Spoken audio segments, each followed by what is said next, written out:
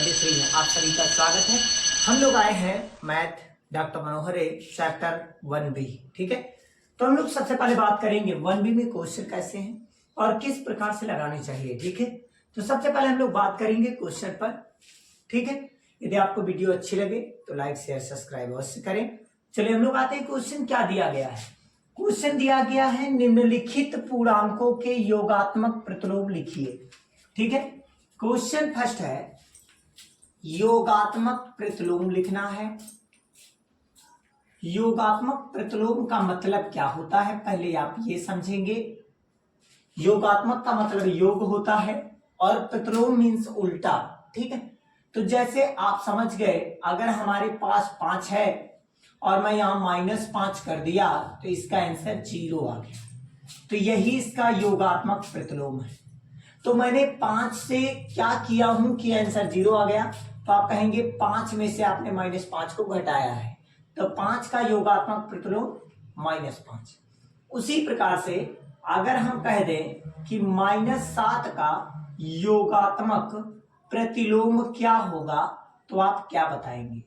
तो -7 अगर है तो क्या कर दें कि 0 हो जाए। तो आप जानते हैं -7 में अगर हम +7 कर दें तो 0 हो जाएगा, क्योंकि माइनस प्लस माइनस होता है और 7 में से 7 चला जाएगा, आंसर 0 आ जाएगा।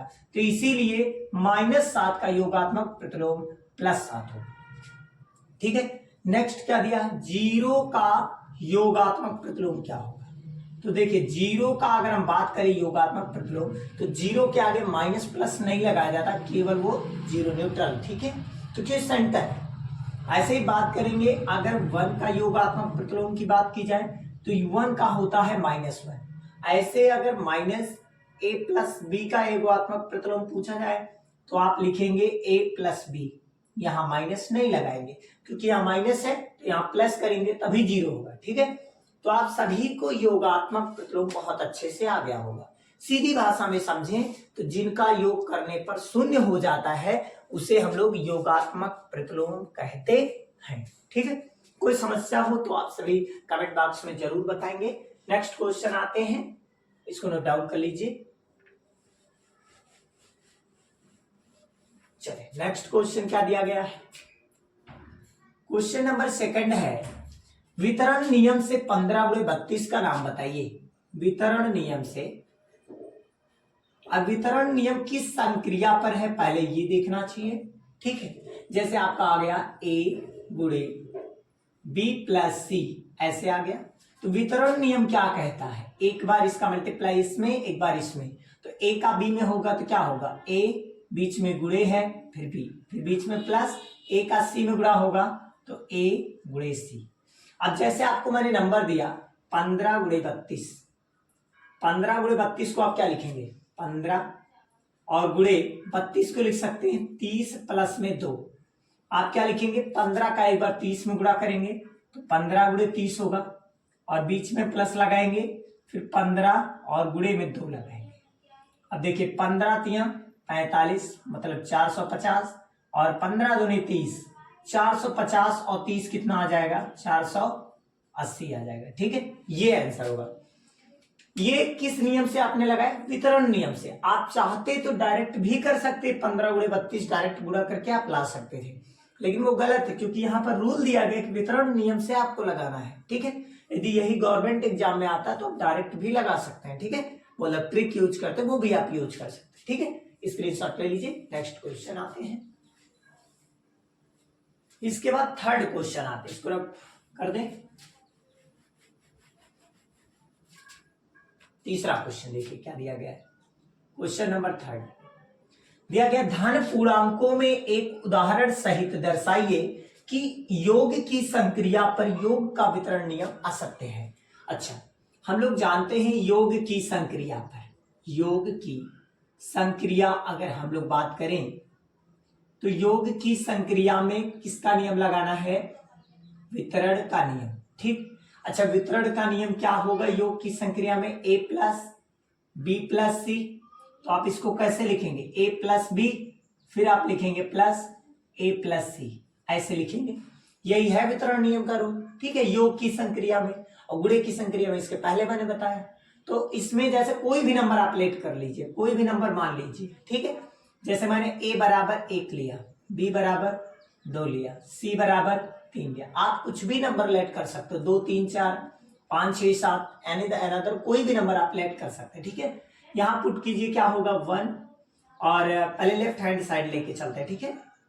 तो 1 हो गया, प्लस b के प्लेस पे 2, c के प्लेस पे 3, सॉल्व करेंगे कितना आएगा 2 और 3 5, 5 और 1 6, मतलब 2 3 5 और 1 6 आ जाएगा, ठीक है ना।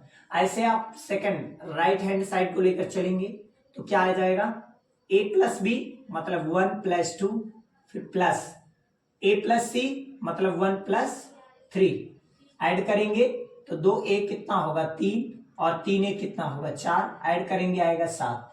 क्या 6 7 के बराबर है? नहीं है। इसीलिए योग की जो संक्रिया है उस पर वितरण नियम क्या है? असत्य है। क्या आप सभी को बहुत अच्छे से ये प्रूफ करने आ गया होगा, ठीक है।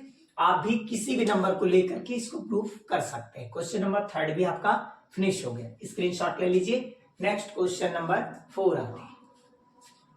क्वेश्चन नंबर 4 पर ये क्या दिया गया है, दर्शाइए कि पूर्णांकों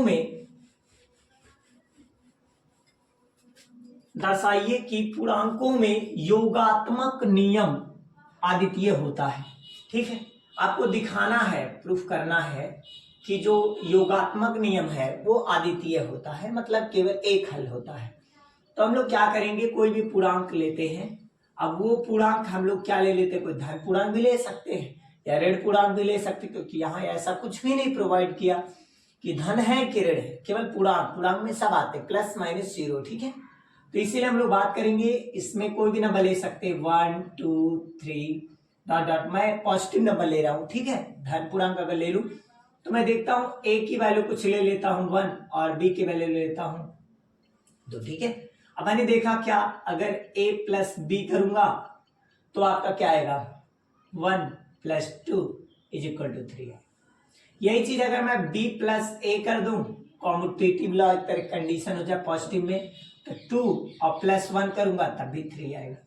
मतलब इन दोनों केसेस में दोनों सेम आंसर आ गए। जब सेम आंसर आए तो केवल इसका एक हल होगा, पलट देने से हम चेंज, इसका वैल्यू चेंज नहीं हो रहा है, तो इसको बोलते हैं अद्वितीय हल। क्या बोलेंगे? अद्वितीय हल। अद्वितीय हल का मतलब केवल एक हल है। केवल कितना हल है? केवल एक हल है, ठीक है। अब क्वेश्चन नंबर आते हैं 5, इसको नोट डाउन कर लीजिए। चलिए क्वेश्चन नंबर 5। क्वेश्चन नंबर 5 क्या दिया गया है? दिया गया है निम्नलिखित संख्याओं में धन पूर्णांक छांटना। मतलब जो आपका, जब देखिए पूर्णांक में 3 आते हैं, पूर्णांक में पहला आता है धन पूर्णांक, ठीक है, और एक आता है 0, तीसरा आता है ऋण पूर्णांक, ठीक। 3 चीज आते हैं।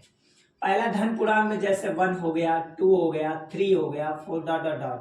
0 में तो आपका 0 ही है। ऋण पूर्णांक में -1 हो गया, -2 हो गया, -3 हो गया, डॉट डॉट डॉट डॉट, ये सब नंबर, ठीक है। ये सभी नंबर ऋण पूर्णांक में आते हैं।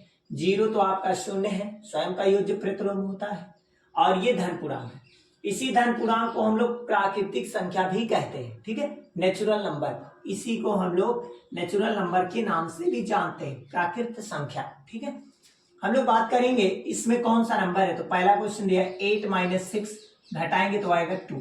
ये 2 क्या है? प्लस में है, तो ये क्या है? धन पूर्णांक है। दूसरा 2 - 5 कितना आएगा? -3, ये ऋण पूर्णांक है। ऐसे तीसरे की बात करें 1/3, यह भी आपका धन पूर्णांक है, ठीक है। ये भी धन, ये भी धन, टिक मार देंगे तो धन, ठीक है। चौथे में आ जाइए, क्या दिया है? -3 और -4। आपको पता माइनस माइनस क्या हो जाएगा? प्लस, और 3 4 जा 12, मतलब 3 चौका 12, ठीक है। ऐसे क्वेश्चन नंबर 5 क्या दिया है? देखिए दिया गया है 8 divided by 2, 8 divided by 2, divide कर देंगे कितना आ जाएगा? 4। ये भी क्या है? धन पूर्णांक, ठीक है। ऐसे आ जाइए 6 नंबर क्या दिया गया है? -5 और इंटू में दिया 3। अब देखिए 5 तिया हो जाएगा 15, और यहाँ माइनस, यहाँ प्लस, तो आंसर भी आएगा माइनस, ठीक है। एक गंदा, एक अच्छा लड़का, एक बुरा लड़का, तो वो भी कैसा हो जाएगा? बुरा। तो जरूर नहीं है अच्छा, ठीक है। क्योंकि संगत का असर भी पड़ता है। ठीक है, तो ऐसे यहाँ का क्वेश्चन पता नहीं क्या था, रफ हो गया है। ठीक है, तो आप इसी प्रकार जो भी नंबर क्वेश्चन रहेंगे इसी टाइप से सॉल्व करेंगे। ठीक है, क्योंकि माइनस माइनस प्लस होता है, प्लस माइनस भी माइनस माइनस आपका प्लस हो जाएगा। ठीक है, मल्टीप्लाई के केस में। और अगर एडिटिव केस है तो माइनस ही आएगा, क्योंकि माइनस माइनस जुड़ता है लेकिन चिन्ह माइनस उतरता है। ठीक है, तो आपका फर्स्ट बी कंप्लीट हो गया है। अब हम लोग मिलेंगे फर्स्ट सी के साथ। ठीक है, तो आप लोग इसको अच्छे से तैयार कर लें। इसमें कोई भी दिक्कत हो तो कमेंट बॉक्स में अवश्य बताएं।